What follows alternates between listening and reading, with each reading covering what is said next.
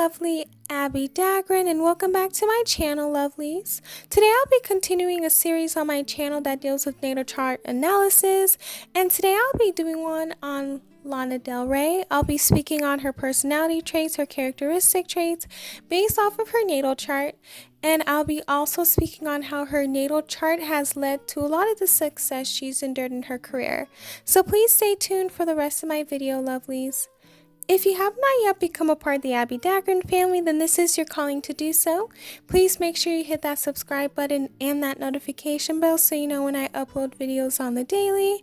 And please also make sure you hit that like button, and because I know you guys will love this video. And also please make sure you hit that share button as well and share this video with everyone you know, whether it's your friends, your family members, or anyone who loves Lana Del Ray. Now let's get right into the video.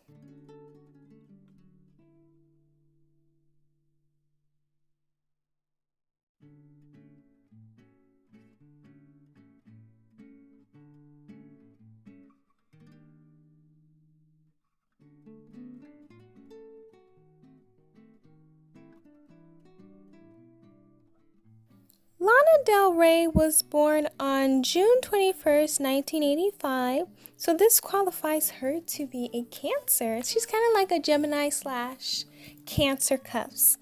But since she is a Cancer, she's someone who's very intuitive, very emotional. She's very stable, steadfast, and she's a great listener. This comes a lot from her being a water sign with the intuitiveness and the emotionalness. The stability comes a lot with her being a cardinal sign, and the steadfastness comes a lot from being a cardinal sign as well.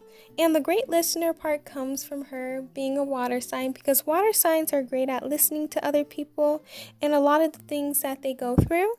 I think this is why she's able to make great music in a way too, because she's able to understand people on a deeper level, and she can get the emotional rise out of people because she is a water sign and they're able to do that. Next up would be her moon in Leo. So by her having this placement, it makes sense a lot of the fame that she gets. She's someone who is always going to shine in regards to her life, regardless of whether if people say no or yes. She's going to make sure that she does everything that she wants to, especially in the limelight. So because of this, she's someone who's very funny. She's someone who's very optimistic. She's also someone who is very creative in her life. She's very generous. She's very dramatic at times, and she has a very high energy that comes from it being a fire sign and the moon placement. She's someone who's very proud of herself, and sometimes she can be bossy. And she's someone who loves to entertain her friends and family members, and even she loves to entertain her fans. So entertainment is something that comes a lot with Leo placements, and she's just great at doing that. Next up is her Mercury in Cancer. It's great for her to have her Sun and Mercury in the same placement because she's able to really understand herself on a better level. She's someone who her emotions is a part of everything she does. She tends to make decisions, judgments, and plans based off of her feeling alone. And this is a great thing. And she's able to utilize her incredible listening skills to figure out what's going on below the surface.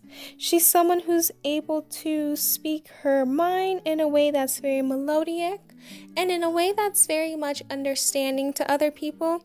And it kind of explains her voice as well. She does have a beautiful singing voice, so this explains that in the best way. And by her making music and writing music, she's able to write poetry and able to write things because of her Mercury in Cancer. She's able to understand what people go through and able to connect with her fans. Up next would be her Venus in Taurus, and this is actually a great placement to have. And with this placement, she likes to play for keeps. So if she's in a relationship with someone, she more than likely wants to be in it for the long haul. Makes sense because it is a fixed sign and it is an earth sign. They are in it for the long haul. They will invest in everything. And the more that they invest in something, the more that they would want to stay in it. She tends to be someone who's very nurturing, very predictable, very loyal, very resourceful and artistic. And she wants this out of her partner as well. She's also someone who loves stability, consistency, being a lot of steadfastness and tradition. That's something that she really wants in her relationship as well. Having a traditional relationship is something that will make a Venus in Taurus very happy. And with this placement, she's able to just do everything she would like to do in regards to her relationship. So this is a great placement. Up next would be her Mars in Cancer. So with this placement, they can sometimes be very indirect and they can be passive aggressive at times. And because this is her third placement in Cancer, she has a Cancer stellium, and a lot of the energy that she portrays to the world is very much Cancer energy. She's someone who is very ambitious, comes from it being a cardinal sign and a water sign. She tends to be someone who is creative. She's someone who is very persistent and will try to make the situation to suit her emotional needs. So if it doesn't fit her emotional needs, she more than likely will not do it. But she can be at times very moody. Does come with Cancer placements, but it comes and it goes, so it's not really anything that's personal. She's someone who's very sensitive to her surroundings. She has a lot of empathy, and she has a very great imagination. So this is a great placement for her to have. Next up would be her Jupiter in Aquarius, and with this placement, great fortune comes through inventive thought process. So Lana Del Ray, she is an artist, one of a kind. She's someone who is going to do things differently and on her own terms, and I think that's a little bit as to why people really love her and respect her and her art, because she's very different and she loves to do things differently. She's someone who will be very popular. Jupiter in Aquarius is one of the fame placements that people can have, and be very humane as well. She's someone who looks at humanity on a different level, and she's able to understand it. She has a lot of growth through humanitarian pursuits and connecting with groups, and she usually loves unity of all different types of beliefs and all different types of things. So having Jupiter in Aquarius is a very nice and a very interesting placement as well. Up next is her Saturn in Scorpio. And with this placement, it's a very interesting one. They tend to be the types of people who are the most powerful, but can be the most secretive as well. Scorpio placements tend to be secretive, and we do not know a lot about them. But with this placement, they are very powerful. And they're the types of people, regardless of what comes their way, they're going to make sure they are resilient and make it out 10 times better. They are going to always be reluctant in releasing their energies, and that's something that is a stumbling block for them as well. It's partly due to the fear of horrible calamities that might occur when this is released, because some of it has been so repressed for so long, so they're afraid as to how it will be reached or how people would react to it.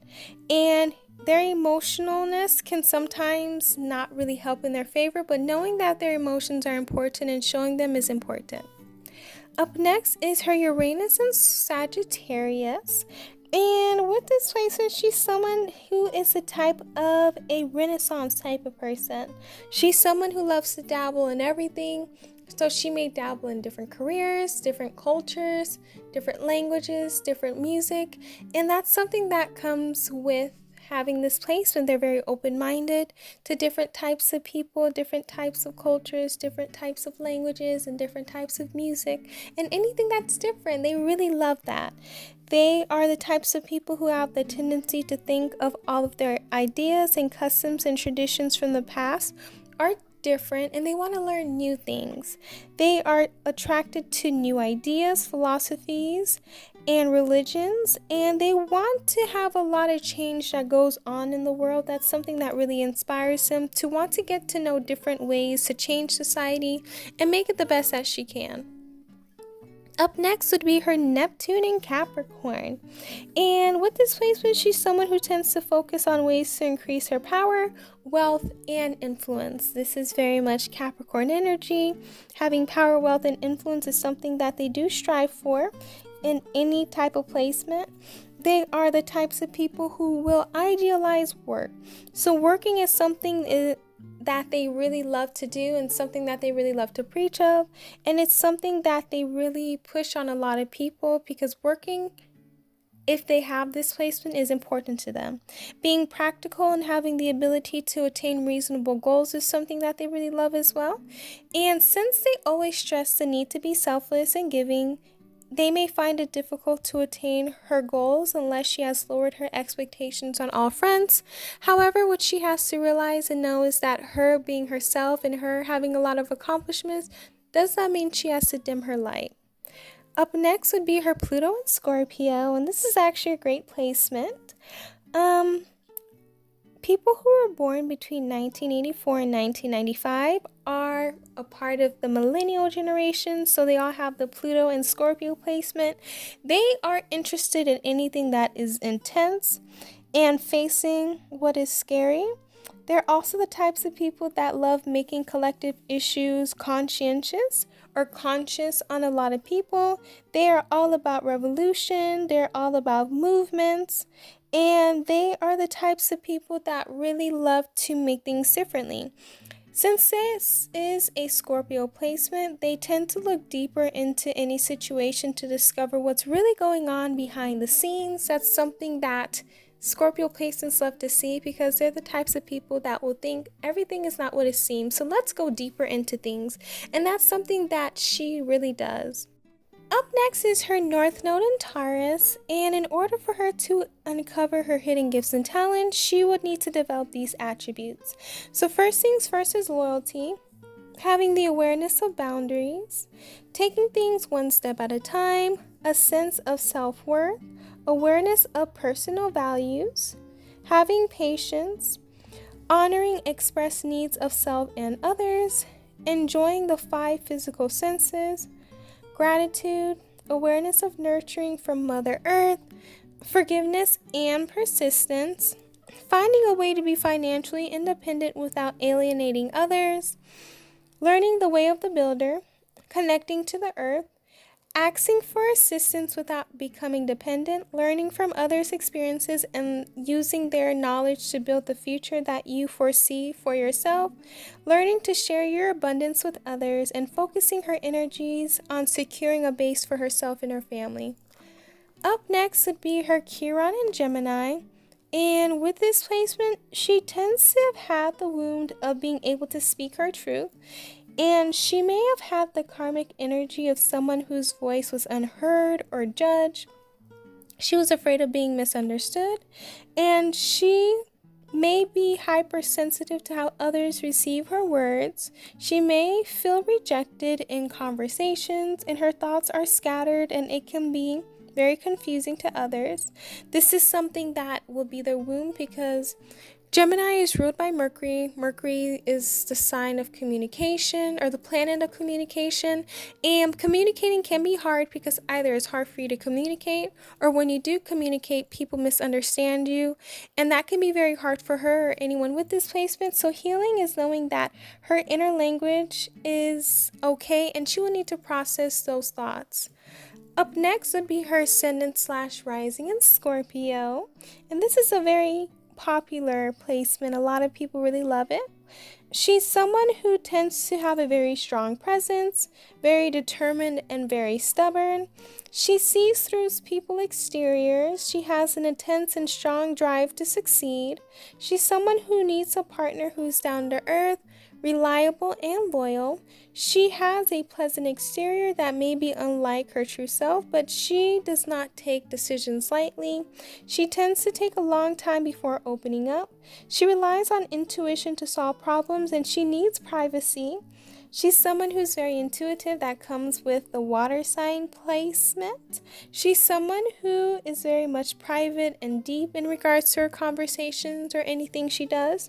She's very focused in her life and she's very transformative because Pluto is ruled by Scorpio and it's transformation.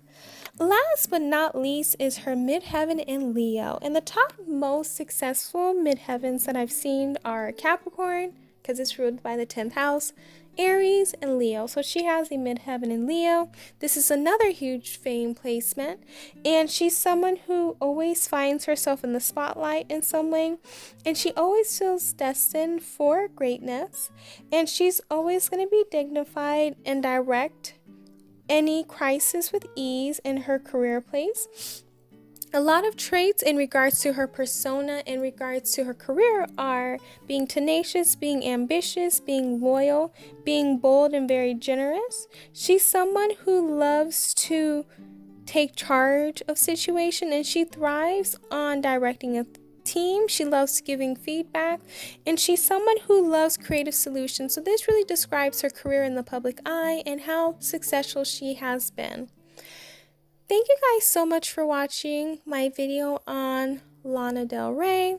In regards to her natal chart analysis, please let me know down below, did you learn more about her based off of this natal chart analysis? Also, please let me know who else you guys would want me to do a natal chart analysis on. Please make sure you hit that subscribe button and that notification bell so you know when I upload videos on the daily. Also, please make sure you hit that like button and also that share button with anyone you know. Last but not least, please make sure you're following me on all of my social media accounts, from my Facebook, Twitter, Pinterest, Reddit, Instagram, and podcast under Abbie Dagrin. That will be linked down below. My Etsy store named Gaio Beauty, which is linked down below. And last but not least, my PayPal information that is linked down below. I love you all. Please stay safe and healthy, and I will see you guys in my next video. Bye, lovelies.